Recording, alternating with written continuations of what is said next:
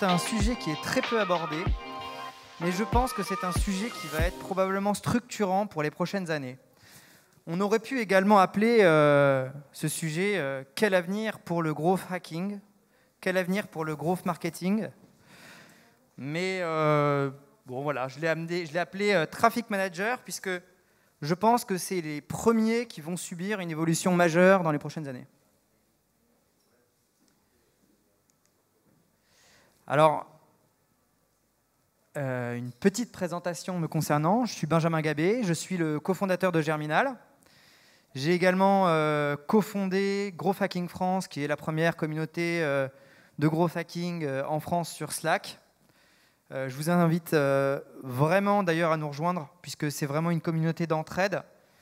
Et voilà, on essaye de résoudre les problèmes de tout le monde.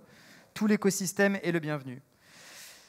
Je suis le cofondateur de Germinal, mais je suis aussi le Chief Product Officer, c'est-à-dire que je m'occupe de créer le produit de Germinal. Et créer un produit, comme vous pouvez le savoir, c'est aussi savoir se projeter dans le temps. Et finalement, c'est un petit peu le sujet aujourd'hui, c'est l'exercice qu'on va essayer de faire ensemble. 1, 2, et... Ah, vous m'entendez bien? Oui. OK. Alors, je voudrais revenir au début du siècle, où finalement tout le monde a cette idée dans la tête de Charlie Chaplin, je sais pas ce qui se passe, des chaînes de production. Et finalement, il y a un motto tout le temps qui se répète depuis des centaines d'années, c'est qu'en fait, on a tendance à automatiser, on a tendance à essayer de gagner toujours un maximum de temps et à supprimer des métiers, des métiers et des métiers. En fin de compte, on se rend compte qu'il y a certains métiers qui sont supprimés, mais finalement, grâce aux gains de productivité, il y en a d'autres qui arrivent. Alors, les temps modernes d'il y a 100 ans, c'est Charlie Chaplin, où finalement, c'est la productisation de l'humain qu'on va mettre sur une chaîne. Aujourd'hui, c'est les caisses automatiques. Vous allez au Monoprix, vous avez de moins en moins de caissières, vous allez au McDo, l'organisation de McDonald's a complètement changé. Et aujourd'hui, il y a l'intelligence artificielle qui arrive. Alors l'intelligence artificielle, ça impacte des sujets notamment qu'on connaît comme la radiologie, la dermatologie. Alors la radiologie, bientôt, ce ne sera que de la lecture d'images. Il y a des gens qui passent leur journée à taguer des images de radio en permanence, en continu. La dermatologie, c'est pareil, c'est du traitement de l'image. Et finalement, on peut se demander aujourd'hui quel est le boulot d'un traffic manager, parce que j'entends très régulièrement des gens dire « Ah, les chauffeurs de taxi sont les prochains à se faire uberiser ». Et c'est souvent ces gens-là qui le disent, mais ils oublient que leur métier, c'est la data. Ils sont au centre de la data. Dans le growth hacking, vous avez une discipline qui est notamment du paid. On peut dire que c'est du traffic manager, que c'est des traffic managers. Dans un sens, ces gens-là sont exposés à se faire disrupter à cause de la data. Alors un traffic manager, qu'est-ce que c'est? Au sens primitif du terme, c'est quelqu'un qui va s'occuper de la gestion du trafic du site Internet. C'est une personne qui a une connaissance intime des régies publicitaires et des analytics. Et on peut voir vraiment que ces deux choses, ces deux composants, sont complètement liés à de la data, encore une fois. Donc vraiment, on se dit, mais qu'est-ce qui se passe dans ce monde horrible et qu'est-ce qu'on doit faire dans ces 10 prochaines années, notamment lorsqu'on est une agence, ou quand on est traffic manager, ou quand on a envie de choisir un travail. Est-ce que le traffic manager est un métier du futur? Alors quand on va sur Google, on lit les 10 métiers d'avenir, des métiers d'avenir assurés dans le digital, les 5 métiers d'avenir du digital, le traffic manager, le maître d'œuvre des campagnes de pub, blablabla. C'est les premières requêtes, c'est les premiers résultats sur Google. Comme je vous le disais, la data, elle est désormais au centre des stratégies marketing. Alors, c'est exactement ce que Paco nous expliquait quelques minutes avant. Le process du Traffic Manager en 2020, c'est de créer des expérimentations, de définir un problème, de rechercher des solutions, de créer des hypothèses, de les expérimenter, de les analyser. Si l'analyse conclut à quelque chose de positif, eh bien dans ce cas-là, on va internaliser et on va scaler. Si ça n'est pas le cas, alors il va falloir rechercher à nouveau, faire d'autres hypothèses et continuer d'expérimenter. C'est ça le boulot du growth marketing. Et d'ailleurs, j'ai un petit complément avec la conférence de Paco juste avant. Ça, c'est une question que je pose en permanence. Finalement, c'est de dire qu'est-ce qui s'est passé ici chez Dropbox? Est-ce qu'il y a quelqu'un qui sait ce qui s'est passé en 2010 chez Dropbox? Ce qui s'est passé en 2010 chez Dropbox, c'est le programme de referral. En fin de compte, ça n'est pas qu'un programme de referral, c'est une succession d'itérations. C'est ça, aujourd'hui, le boulot du traffic manager. Ça va être de trouver des moyens d'aller chercher de la croissance, de plus en plus de croissance, de plus en plus d'utilisateurs, et de les faire convertir. Mais le traffic manager, il est vrai, un peu plus sur du paid. Alors, quid des traffic managers? Aujourd'hui, ce qu'on constate, c'est que la gestion des publicités demande de moins en moins d'intervention humaine. Et là, ce que je vais faire, c'est que je vais faire le tour, aujourd'hui, de tous les dispositifs d'un traffic manager, peut-être pas tous, mais qui permettent d'automatiser en grande partie le travail du traffic manager. Et ça pose nécessairement des questions. Parce que nous sommes qu'en 2020, et en 2020, on se rend compte que les régies publicitaires sont de plus en plus accessibles et les barrières sont en train de tomber. Je voudrais parler d'abord de Google AdWords Express. Qui connaît Google AdWords Express ici? Oui, quelques personnes. Google AdWords Express, c'est un outil pensé pour les débutants dans Google Ads. Donc en fait, c'est une solution de Google qui vous permet, en un clic, de créer des publicités. Alors, moi, ce qui m'intéresse ici, c'est de voir un petit différentiel entre AdWords et AdWords Express. AdWords, c'est la solution générale, c'est la solution traditionnelle du traffic manager. Et AdWords Express, c'est la nouvelle génération d'AdWords qui, en fait, est en train de se fondre, puisqu'en fait, ils sont en train de combiner les deux, et on comprend pourquoi. AdWords Express. Ce qui nous intéresse ici, c'est notamment la deuxième ligne, Automated Management. En fait, voilà. Même, ils vous disent Automated Management et Easy Solution for Businesses Without a Website. En fait, vous démarrez Google AdWords Express et AdWords Express fait pratiquement tout pour vous de manière automatisée. Il s'occupe presque de tout. En littéralement 5 minutes, vous avez une annonce qui est sur Internet. Alors, est-ce que cette annonce marche? Aujourd'hui, très moyennement. Parce qu'en fin de compte, quand on a automation derrière, ce qui se cache derrière, c'est une grosse boîte noire qui permet naturellement d'optimiser les marges des régies publicitaires et de faire dépenser plus les annonceurs, en fin de compte. Parce que vous avez moins de calibrage, moins de paramètres, c'est moins précis, ça marche moins, mais on est en 2020. Vous avez également sur Google les Google Dynamic Search Ads. Alors, c'est pour moi la méthode la plus simple pour trouver des clients sur Internet, notamment lorsque vous avez un inventaire. C'est super quand vous avez un site Internet qui est bien développé, avec un inventaire complet. Et ce sont des annonces qui ciblent les utilisateurs en fonction du contenu de votre site. En fait, vous n'avez rien à faire. Vous mettez les Dynamic Search Ads, les titres et les pages de destination des annonces dynamiques du réseau de recherche sont générés à partir de votre site Internet. C'est cool. Alors les atouts. Vous gagnez du temps, plus besoin de faire correspondre les mots-clés, les enchères et les textes d'annonce. Il fait tout pour vous. Diffusez des titres pertinents générés dynamiquement avec vos annonces et augmentez le trafic vers votre site Internet en détectant des opportunités de trafic non identifiées. En fait, Google, sur les Dynamic Search Ads, est capable de faire mieux que vous.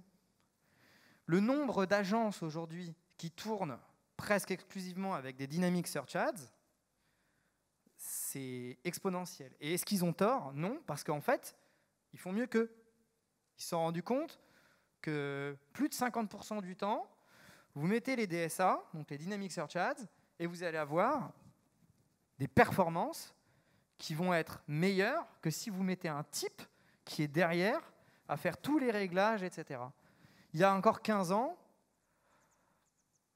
l'intelligence artificielle n'était pas encore vraiment forte, l'intelligence n'était pas encore là, et donc du coup il fallait quelqu'un pour faire tous les réglages, pour aller comprendre quels paramètres mettre, comprendre les analytics, et voilà, donc du coup faire les bons réglages. Aujourd'hui, ça n'est plus le cas. Aujourd'hui, vous avez Google qui est capable de gérer ça pour vous. Alors, ça marche sur les Dynamic Search Ads. Alors, je suis désolé, la qualité sur mon écran est bien meilleure, mais vous avez aussi les Google Discovery Ads. Alors, les Google Discovery Ads, ça date, c'est très neuf, c'est tout nouveau. Ça vous permet, en presque un clic, d'apparaître sur le channel Discovery si vous avez un téléphone Chrome. Vous apparaissez aussi en pub sur YouTube et en pub sur Gmail. Et tout ça, juste en quelques clics, en mettant 5 titres différents, une image, et encore, il est capable d'aller scanner votre site internet et de vous la trouver. Et puis, vous avez aussi les Smart Ads. Donc voilà, encore d'autres. Alors, quelle est la différence entre des Smart Campaigns et des Search Campaigns? Eh ben, en fait, Google va manager le bidding, donc le fait de calibrer les mots, les enchères pour vous. Il va automatiser la création des extensions. Une extension, vous savez, c'est des informations supplémentaires. Par exemple, le nombre de revues positives que vous avez, l'heure d'ouverture, la description de votre business. Ben, tout ça, il va aller la générer de manière automatique. Il va créer les mots-clés automatiquement, il va les éditer, et puis il vous permet d'avoir un dashboard super simplifié pour faire du reporting. Et tout ça, ça existe, et c'est ce qui va se passer, c'est ce qui est en train de se passer maintenant. Enfin, si vous gérez une agence aujourd'hui, c'est votre quotidien aujourd'hui. Et ils font mieux que l'humain. Et en plus, qu'est-ce qui se passe? Il se passe que quand vous êtes une agence, évidemment, non seulement vous considérez, vous voyez, quand vous analysez les choses, que Google fait souvent mieux que vous, mais en plus, ça ne coûte rien. Vous n'avez pas besoin d'humains derrière à gérer la campagne. Et en plus, c'est encore mieux que ça. Parce que si vous modifiez votre site internet, mais l'outil de Google va le détecter et va vous générer des nouvelles annonces. Donc en fait, c'est l'avenir. Facebook a à peu près la même capacité, mais ça se manifeste différemment. Vous avez les Facebook Dynamic Ads. Alors ça, c'est bien notamment lorsque vous avez un catalogue de produits, par exemple pour un Shopify, un e-commerce sur Internet. Ça va permettre automatiquement de promouvoir vos items sur votre catalogue. Mettons qu'une personne aille consulter un produit et qu'elle n'achète pas. L'outil de Facebook va le remarquer directement si vous avez bien fait un setup de vos analytics et va lui envoyer et va la retargeter sur le produit. Et ça marche très bien. Et du coup, vous n'avez même plus à vous soucier nécessairement de vos publicités. Vous avez juste à laisser Facebook se connecter à votre catalogue de produits et vous laissez Facebook faire. Alors, je ne dis pas qu'il ne faut pas manager, c'est encore un petit peu tôt, mais plus le temps passe, moins on arrive sur un management intensif des campagnes. Alors, il y a aussi autre chose qu'on appelle chez Germinal des audiences blanches. Une audience blanche, c'est une audience qui n'a pas de targeting. En fait, vous allez juste mettre un pixel sur votre site internet, donc un petit script, et vous allez recevoir du trafic dessus pour nourrir l'algorithme de Facebook. Et en fait, vous allez dire à Facebook, moi, je ne cible personne, Et je te laisse faire, trouve-moi les meilleures personnes en fonction des gens qui sont venus sur mon site, en fonction de ce que les gens ont fait sur mon site. Et bien Facebook va être capable d'identifier des bassins d'audience lui-même. En fait, il va construire lui-même des audiences parce que Facebook travaille en bucket et va envoyer des personnes sur votre site internet et ce seront les personnes les plus qualifiées. Et d'ailleurs, pour avoir parlé avec pas mal de dropshippers, une bonne astuce en dropshipping pour savoir si un produit va marcher et un produit va marcher massivement, c'est que vous sélectionnez des produits, vous faites des annonces, vous les mettez en audience blanche, parce que c'est là où vous allez avoir le plus de trafic. Si Facebook, s'il y a beaucoup de conversions, alors ça va être presque, je ne vais pas dire illimité, mais vous allez avoir une source de trafic qui est gigantesque, un réservoir de trafic qui est gigantesque derrière. Et finalement, c'est une super manière de faire en dropshipping.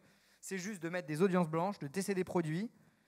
Et comme ça, vous n'êtes pas forcément sur des niches, mais vous êtes sur des produits qui correspondent à tout le monde. Et plus ou moins, en tout cas, Facebook va aller checker les meilleures personnes et va vous les ramener. Alors aujourd'hui, pareil, ça marche quand même relativement bien. C'est-à-dire que je pense, et là, il faudrait que Paco intervienne, puisque c'est lui qui s'occupe des opérations chez Germinal, mais je pense que parmi l'ensemble des campagnes qu'on lance aujourd'hui chez Germinal, à chaque fois, il doit y avoir au moins un test sur une audience blanche, parce que souvent, on a des très bonnes surprises. Donc bref, voilà, la gestion des publicités demande de moins en moins d'intervention humaine. C'est un fait. Alors, quid de la performance? Moi, c'est ce que je vous expliquais. Je ne suis pas ici pour vous faire un benchmark des performances, mais simplement vous dire que, de manière juste empirique, les agences utilisent de plus en plus ces mécanismes automatisés. Et en fait, c'est même pas une question. Ils font souvent mieux que nous.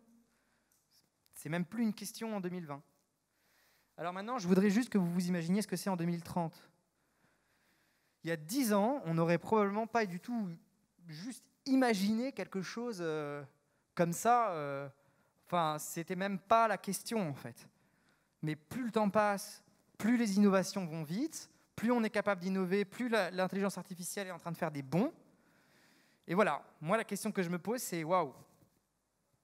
Maintenant qu'on voit tout ça, qu'est-ce qui va se passer en 2030 ? En fait, pour moi, 2020 s'achève sur un constat. Le constat que le marketing est devenu une commodité. En fait, qu'est-ce que c'est qu'une commodité ? C'est un produit qui s'échange sans effort. Vous achetez du ciment, vous achetez du sucre, vous achetez de la farine, vous faites votre landing page. Aujourd'hui, vous êtes capable de faire une landing page en littéralement 2 minutes. Et les landing pages que vous allez faire, elles sont de meilleure facture que des sites internet créés par des agences qui va prendre 1 mois, 2 mois, 3 mois. Tout ça parce qu'il y a des gens qui ont été capables de créer de la méthodologie derrière les landing pages et créer des constructeurs de landing page très simplement. En littéralement un clic, vous avez des landing pages qui tiennent la route et qui vous permettent de mener vos expérimentations. Vous n'avez pas besoin d'aller voir des gens pour créer vos landing pages. Je pense notamment à un outil qui s'appelle Landen, LANDEN.co, où en un clic, juste connectez-vous, vous verrez, vous êtes capable de générer une landing page de très bonne facture, soit pour tester des idées, soit pour un SaaS, soit pour... Et du coup, c'est vraiment le point de départ de la création de votre business. Aujourd'hui, en fait, ça ne coûte plus rien. On est commodisé. Alors, ça, c'est ce que je me dis qui va se passer. En fait, plus le temps passe, alors je ne dis pas qu'on n'en aura pas besoin plus tard, mais je me pose des questions. Étant donné que toutes les régies publicitaires vont s'automatiser de plus en plus, le traffic manager, comme on le connaît aujourd'hui, il est mené à péricliter. Parce que vous avez le prix d'une prestation marketing qui va continuer à être stable, puisque vous avez toujours des coûts qui sont de plus en plus... D'ailleurs, toutes les personnes qui ont créé une agence marketing, ils savent à quel point la rentabilité d'un business comme celui-là, il est complexe. C'est très, très complexe. Donc, vous ne pouvez pas nécessairement baisser le prix des prestations. En revanche, la valeur délivrée, nécessairement, elle va baisser dans le temps, puisque de toute façon, il y a de moins en moins d'interventions humaines, et il y a de moins en moins d'interventions humaines sur tout. Sur tout. On parlait de viralité aujourd'hui. Aujourd'hui, créer un programme de viralité, ça se fait avec des outils qui coûtent entre 50 et 200 euros. Une landing page de manière automatique, ça commence à 20 euros par mois. Des publicités, vous avez juste à mettre de l'argent. Donc voilà, c'est vraiment une tendance lourde. Moi, je pense que la valeur délivrée des agences est en train de baisser. Ça fait déjà des années qu'elle baisse. Et là, je pense qu'on va arriver à un point assez important.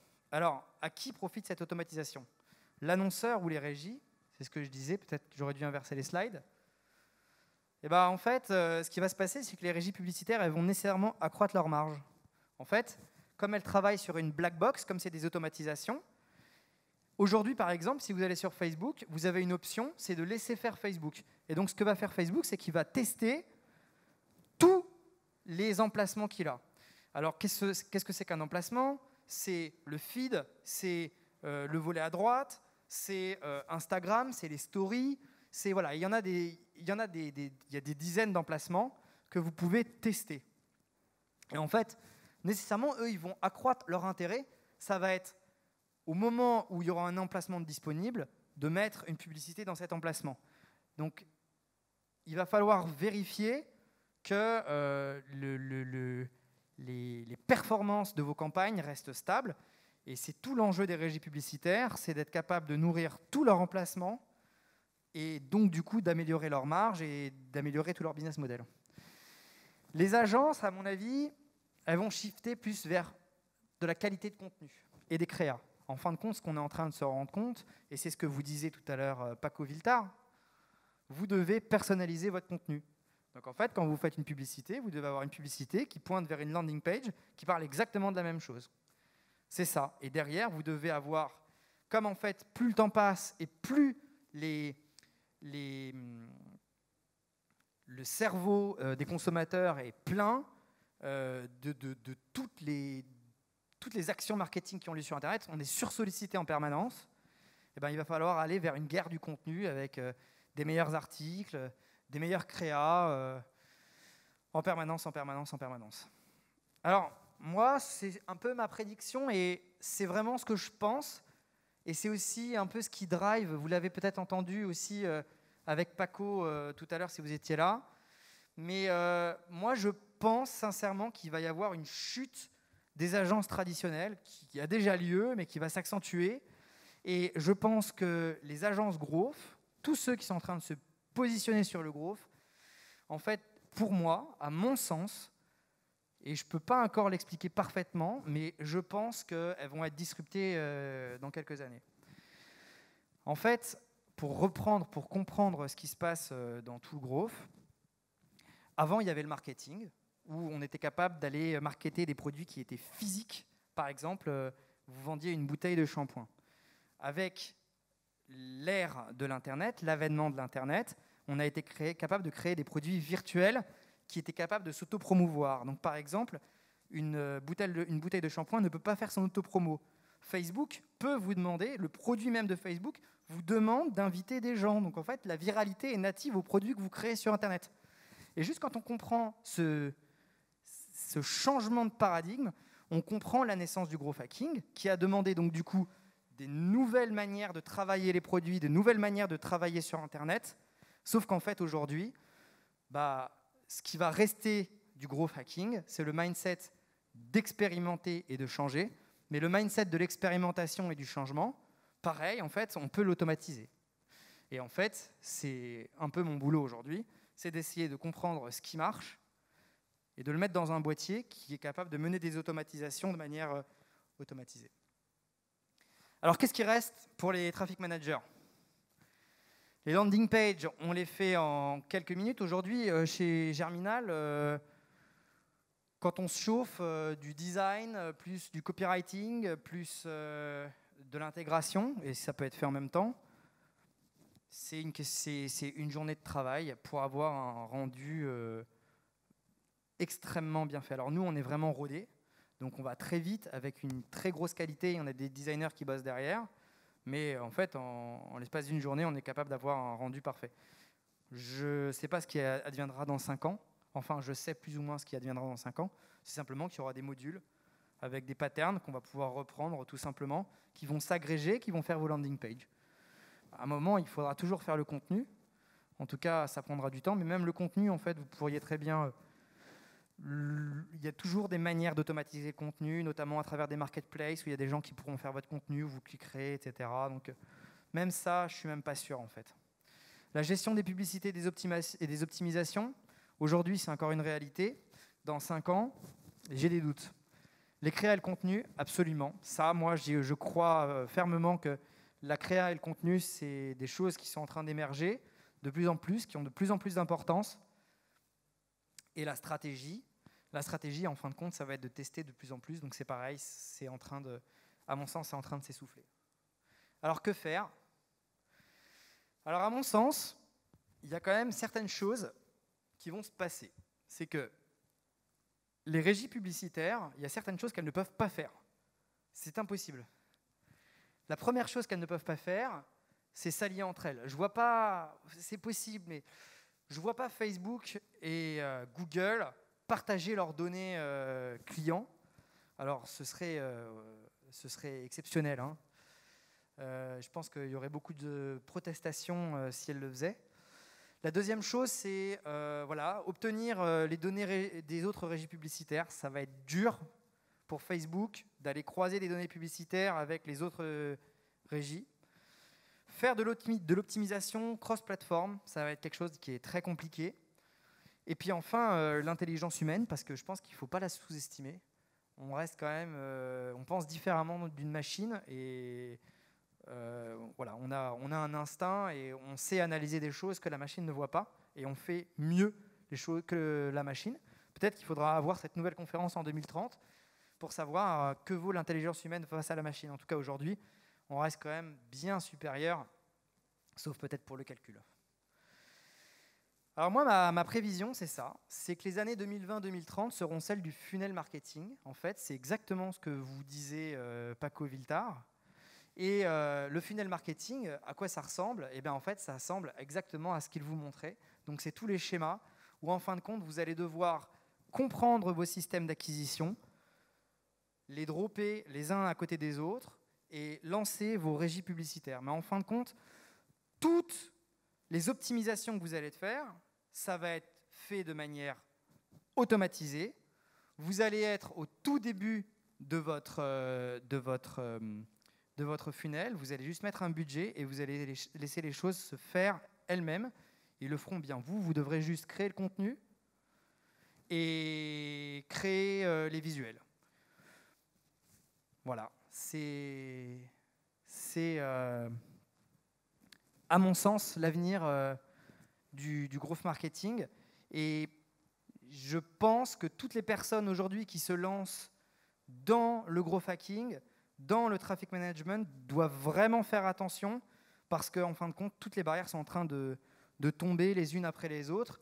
Après des années de complexité où on a eu de plus en plus de difficultés à apprendre, etc., en fait, on est en train de se rendre compte que tout est en train de se simplifier de plus en plus. Voilà pour la conférence. Je vous remercie. Je vais passer maintenant à la question mug.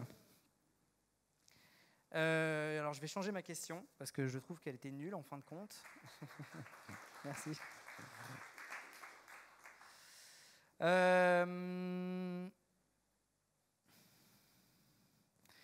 Quelle est la qu'est-ce qu'une audience blanche? Oui. Une audience qui une audience qui n'a pas d'objectif. Une audience non ciblée, sans audience du coup. Voilà, c'était bravo.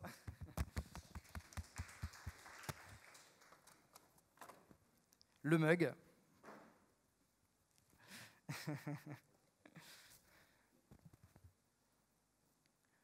Hop.